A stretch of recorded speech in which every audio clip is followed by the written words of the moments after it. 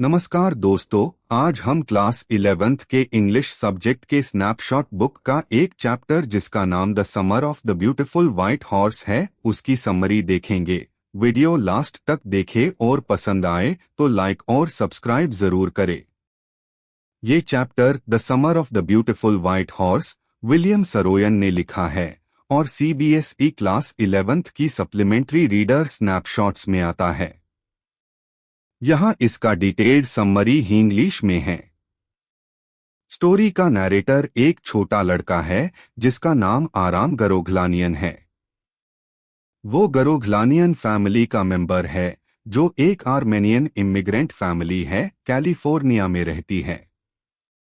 ये फैमिली बहुत गरीब है लेकिन उनकी ऑनेस्टी और इंटेग्रिटी बहुत फेमस है पूरे इलाके में। फैमिली में जनरेशंस से ये ट्रेडिशन चली आ रही है कि चाहे कितने भी गरीब हो जाएं, कभी झूठ नहीं बोलेंगे, चोरी नहीं करेंगे या किसी को चीट नहीं करेंगे। एक सुबह सूरज निकलने से पहले आराम की नींद खुलती है क्योंकि उसका कजिन मौरद एक खूबसूरत सेफ्ट घोड़े पर बैठा हुआ उसकी खिड़की के बाहर खड़ा होता है। आराम शॉक्ड हो जाता है क्योंकि उससे पता है उनकी फैमिली के पास कोई घोड़ा नहीं है और वो अफोर्ड भी नहीं कर सकते। लेकिन मौरद फैमिली में अपनी क्रेजी नेचर के लिए जाना जाता है, बिल्कुल अपने अंकल खुसरोवे जैसा, जो अपने लाउड टेम्पर और हर चीज पे इट इज नो हार्म, पे नो अटेंशन टू इट चिल्लाने के लिए फेमस है। आराम कंफ्यूज हो जाता है, एक तरफ उससे यकीन नहीं होता, दूसरी तरफ घोड़े के प्रति उसका प्यार इतना ज्यादा है कि वो मना नहीं कर पाता, चाहे उससे लगे कि कुछ तो गलत है इस पूरी सिचुएशन में। आराम मौरद के साथ मिल जाता है और दोनों रोज सुबह जल्दी घोड़े को जॉन बायरो के पुराने विनयार्ड में ले जाते हैं, जहां वो सीक्रेटली घोड़े की सवारी करते हैं और किसी को पता चलने से पहले उससे वापस रख देते हैं। इन सवारियों के दौरान आराम धीरे धीरे सही तरीके से घोड़ा चलना सीखता है और घोड़े के साथ ये वक्त उसकी पूरी समर का सबसे खास हिस्सा बन जाता है।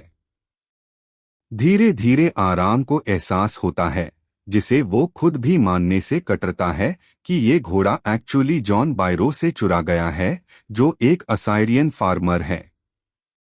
इसे आराम के अंदर एक इंटरनल कॉन्फ्लिक्ट शुरू होता है, एक तरफ उसकी फैमिली की ऑनेस्टी की ट्रेडिशन और दूसरी तरफ घोड़े के लिए उसका प्यार और अपने कजिन के प्रति लॉयल्टी। एक दिन जॉन बायरो आराम के घर आता है और कंप्लेन करता है कि उसका घोड़ा पिछले 1 महीने से गायब है। वो घोड़े का डिटेल में डिस्क्रिप्शन देता है और आराम तुरंत पहचान जाता है कि ये वही घोड़ा है जो वो सीक्रेटली राइड कर रहा था। अंकल खोसरोवे अपने टिपिकल अंदाज में बायरो की बात को जोर से उड़ा देता है, कहता है कि दुनिया में इतनी बड़ी प्रॉब्लम्स है, एक घोड़े की चिंता करने की क्या जरूरत है। ये उसका सबसे कॉमन जवाब होता है हर प्रॉब्लम के लिए। बाद में मौरद और आराम को रास्ते में जॉन बायरो मिलता है। बायरो पहले तो घोड़े को पहचान नहीं पाता या शायद जानबूझकर कुछ नहीं कहता, लेकिन वो घोड़े को गौर से देखता है और कहता है कि ये बिल्कुल उसके गम ह्यू घोड़े जैसा लगता है, यहाँ तक कि उसके आइडेंटिफाइंग मार्क्स भी सेम है। मौरद बिना सीधा कॉन्फेस किए कहता है कि ये बायरो का घोड़ा नहीं हो सकता क्योंकि बायरो का घोड़ा तो लंगड़ा हो गया था, जबकि ये घोड़ा बिल्कुल ठीक है। ये एक तरह का इनडायरेक्ट कोडेड कॉन्वर्सेशन होता है दोनों के बीच। आखिरकार सिचुएशन की मोरल वेट को समझते हुए मौरद घोड़ा वापस करने का फैसला करता है। एक सुबह जल्दी वो और आराम चुपके से घोड़े को जॉन बायरो के विनयार्ड में छोड़ आते हैं, बिना किसी कॉन्फ्रंटेशन या ओपन कॉन्फेशन के। कुछ ही दिन बाद जॉन बायरो फिर से गरोघलानियन फैमिली के घर आता है, लेकिन इस बार खुशी खुशी बताता है कि उसका घोड़ा मिस्टीरियसली वापस मिल गया है और पहले से भी ज्यादा हेल्थी लग रहा है। वो बहुत रिलीव्ड और ग्रेटफुल है। उसे बिल्कुल पता नहीं कि आराम और मौरद हाई इस पूरे मामले के पीछे थे। दोनों घोड़े को ले गए थे और दोनों हाई यूज वापस लाए।